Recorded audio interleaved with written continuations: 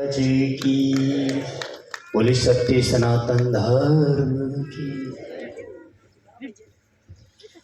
जब जब होई धर्म की हानि, बाड़े असुर अदम अभिमानी। तब तब धरे विविध शरीरा, हरे नाथ सज्जन पीरा। जब जब धरती पर पाप बढ़ता है, तब तब भगवान अवतार लेकर आता है, राम कृष्ण बनकर दुष्टों का नाश करता है और सज्जनों का कल्याण करता है। जरूरी नहीं कि वो राम या कृष्ण बन के आए, अंश रूप में आप में और हम में समाए, इस धरती के पाप को खत्म करवाकर धर्म की पुनर्स्थापना करवाएं।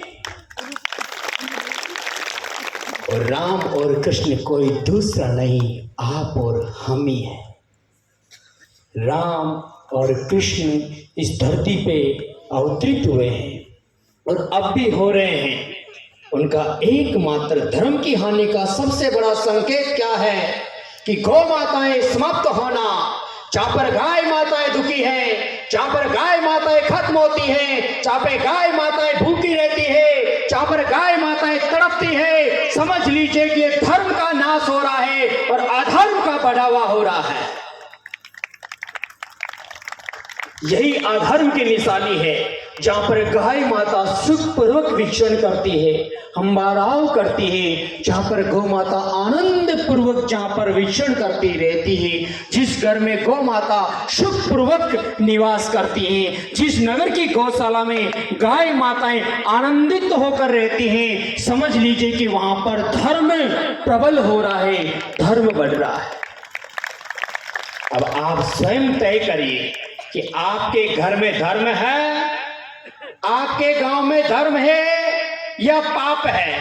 धर्म बढ़ रहा या पाप बढ़ रहा, इसकी एक ही पहचान है, गाय माताओं से। आप स्वयं तय करें अपनी गौशाला में क्या गाय माताएं भूखी है, क्या गाय माताएं कमजोर है, क्या गाय माताएं दुखी है। तो समझ लीजिए कि गांव में धर्म नहीं, पाप बढ़ रहा है। घर में बंधी हुई गाय माताएं भूखी है, कमजोर है, प्यासी है, तो समझ लिए अपने घर में धर्म नहीं, वो पाप बढ़ रहा है। और जिस घर में गाय माता सुखपूर्वक है, जिस गांव की गौशाला में गाय माता सुखपूर्वक है, समझ लीजिए वहां पर धर्म की दो ज्योति प्रज्वलित हो रही है। पाप और धर्म देखने के लिए आपको कहीं नहीं जाना है, अपने आप देख लीजिए कि आप धर्म के बीज को बढ़ावा दे रहे हो या पाप के बीज को। तो बस मैं यही कहूंगा कि इस धराधाम से पाप को समाप्त करना है। गाय माताएं की स्थिति आप देख रहे हो। जब जब भी रावण आया या कंस आया या विदेशी आक्रांता दुष्ट आए, विदेशी आए, मुगल आए, हूण आए, डच आए, ये आए, क्या क्या धर्म को हानि पहुंचाई। धर्म की हानि गाय से हुई। इनने सबसे पहले यही किया, जब गाय मिले उस गांव को जला दो। रावण का आदेश था, कंस का ये भी यही आदेश था, दुष्टों का भी, अंग्रेजों का भी, मुगलों का भी यही रहा कि गांव को कटवा दो। और कुछ नहीं, धर्म को समाप्त करने का एक एक गाय समाप्त कर दो। और अभी यही हो रहा है। हमें अगर इस धर्म को बढ़ाना है, धर्म धारण करने योग्य सुकर्म, जिसे हम धारण कर सकें वो अच्छे कर्म हमारा धर्म है। और हमारे धारण करने योग्य जो अच्छे कर्म वो आज समाप्त हो रहे हैं, अर्थात धर्म क्षीण होता जा रहा, अधर्म बढ़ रहा है।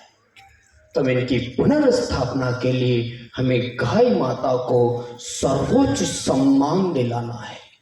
देश के अंदर राष्ट्रीय पक्षी है, राष्ट्रीय पुष्प है, राष्ट्रीय फल है, राष्ट्रीय फूल है, क्या बोलते हैं, राष्ट्र ध्वज है, राष्ट्र गीत है, राष्ट्र गान है, राष्ट्र पिता है और दुर्भाग्य से राष्ट्र का पति भी है। राष्ट्र हमारे क्या है? भारत क्या है? हमारी माँ। भारत को क्या मानते हैं हम लोग? भारत माता की। भारत हमारी माँ है और हर 5 साल में उसके नया पति लाके ठोक देते हैं। नहीं होना चाहिए अपने देश के लिए। अन्य देश में वो मां नहीं मानते, मगर हम तो राष्ट्र को मानते हैं। उसके लिए पति शब्द तो नहीं होना चाहिए। मगर इससे बड़ा दुर्भाग्य एक पद खाली इस राष्ट्र के मां नहीं है। परिवार मां से चलता है, मां परिवार को बनाती है। इस राष्ट्र रूपी परिवार में कोई मां नहीं है, ये अनाथ है। और जिसके मां नहीं होती, जो अनाथ होता है, वो लावारिस हो जाता है, वो बदमाश हो जाता है, वो दुख पाता है, वो अधर्म की तरफ बढ़ता जाता है। और मेरे भारत में यही हो रहा है। इसलिए इस अनाथ को सनाथ बना लीजिए। इस भारत को राष्ट्र के पद पर, मां के पद पर, गाय के अलावा अगर किसी मां पुरुष को और कोई दूसरा लगता हो, भारत भूमि की मां बनने का सामर्थ्य अगर कोई रखती हो, गाय के अलावा मुझे तो कोई दूसरा नहीं दिखता है तो संसार में कोई श्रेष्ठ व्यक्ति बता दे। मैं राष्ट्र की बात कर रहा हूं। वेदों ने कहा गावो विश्वस्य मात्रे, गाय पूरे विश्व जगत की मां है, पूरे जगत संसार की संपूर्ण सृष्टि की मां है। तो फिर मेरे राष्ट्र की मां क्यों नहीं हो? तो बस इसी भाव को लेकर 2023 में दिल्ली में एक महायज्ञ हो, जिसमें लाखों व्यक्ति हो और ऐसी कम से कम एक छोटा सा हृदय का संकल्प है। 1008 ऐसी वेदियां, 1008